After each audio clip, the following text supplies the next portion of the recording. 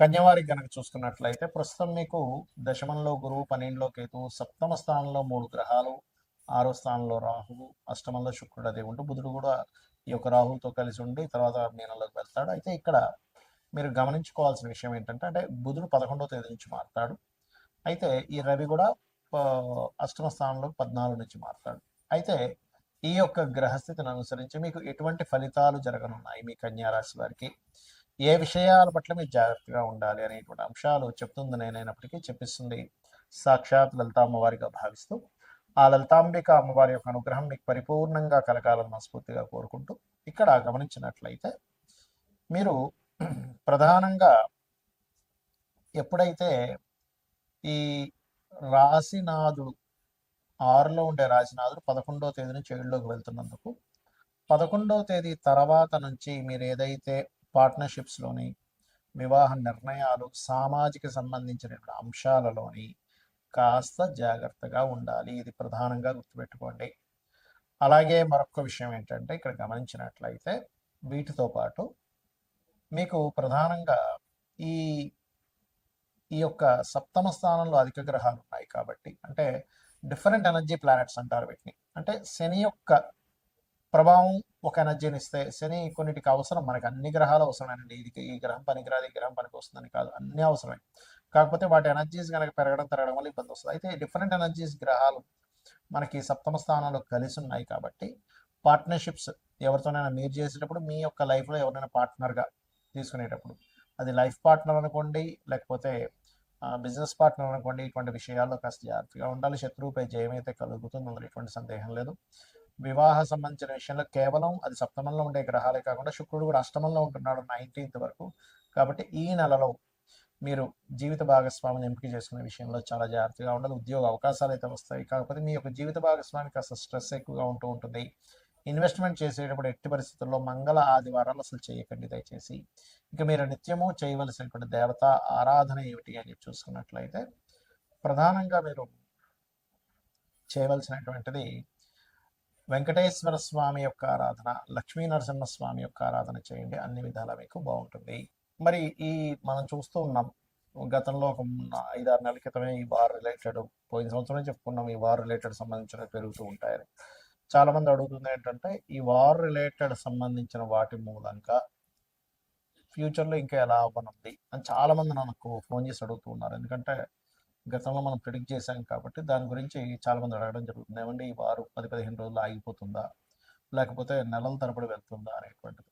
కాకపోతే ఇక్కడ విషయం ఏంటంటే ఇది ఇంత తొందరగా ఆగదు. కారణం ఏమిటి, దీనికి శాస్త్రంలో ఏమైనా పర్టికులర్గా కొన్ని ఉన్నాయా అంటే ఖచ్చితంగా సూత్రాస్ ఉన్నాయి శాస్త్రంలో. మనం గతంలో కూడా చెప్పుకున్నాం గురువు 3 రాసులు మారాడు పోయిన సంవత్సరం కూడా, ఈ సంవత్సరం కూడా మారుతున్నాడు అని. ఏ రాసులు మారాడు పోయిన సంవత్సరం అంటే వృషభంలోని, మిథునంలోని, కర్కాటకంలోకి మారాడు. అందుకే యుద్ధ సంబంధించింది ప్రారంభమైంది, ఇంకా మనకి ఉగాది కొత్త సంవత్సరం రాకముందే. అదేవిధంగా అప్పుడు మనం చెప్పుకున్నాం గోల్డ్ రేటు ముఖ్యంగా సిల్వర్ రేట్ విపరీతంగా పెరుగుతుందని. అదే రకంగా మనకి వీడియోలు కూడా ఉన్నాయి.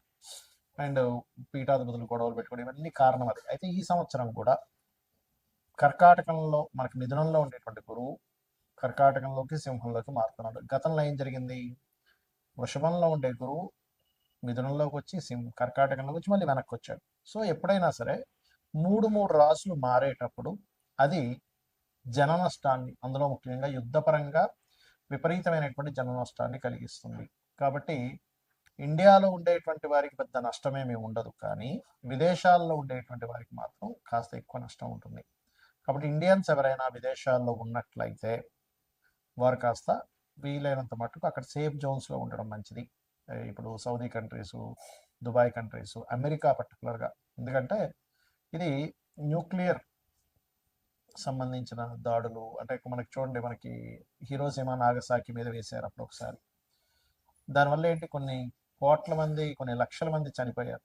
అలా ఏంటంటే ఒక పెద్ద విస్ఫోటనలాగా జరిగేటువంటి బాంబ్స్ వేయడం కూడా జరుగుతుంది. ఒక దేశం అయితే కంప్లీట్గా, 1-2 దేశాలు కంప్లీట్గా రూపాలు లేకుండా పోయేటువంటి స్థితి ఉంది ఇప్పుడు ఉండేటువంటి గ్రహస్థితి.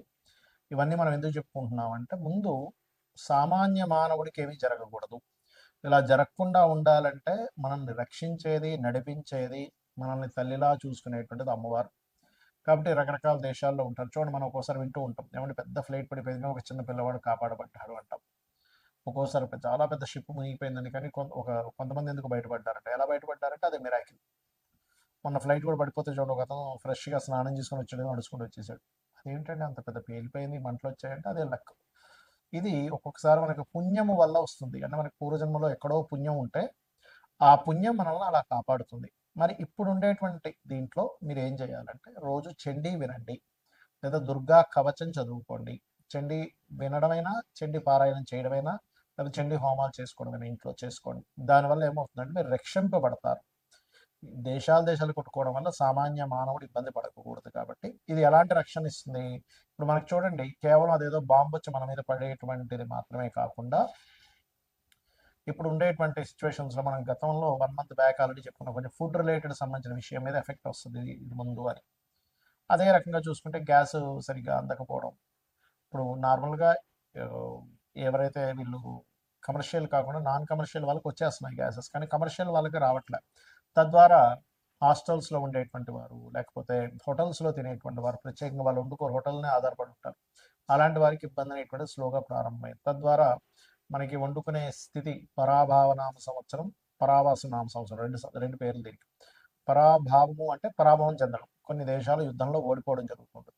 పరావసు వల్ల ఏమిటి అంటే మనం పూర్వంలో ఎటువంటివి అయితే పద్ధతులు పాటించాము అటువంటివన్నీ కూడా వస్తూ ఉంటాయి.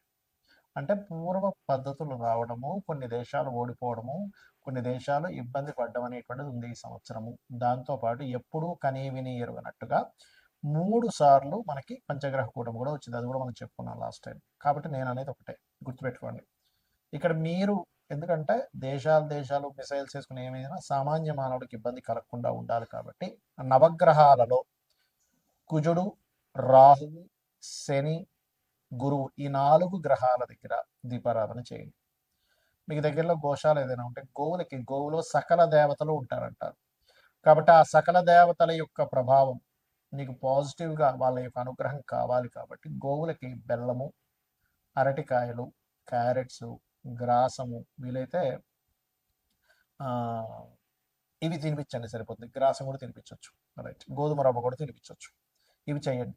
ఇక్కడ మరొక విషయం ఏంటంటే మనం రాశి ఫలాలు చెప్పుకుంటున్నాం కదా, దీనికంటే ప్రధానంగా మీ పర్సనల్ చార్ట్ చూసుకోవాలి.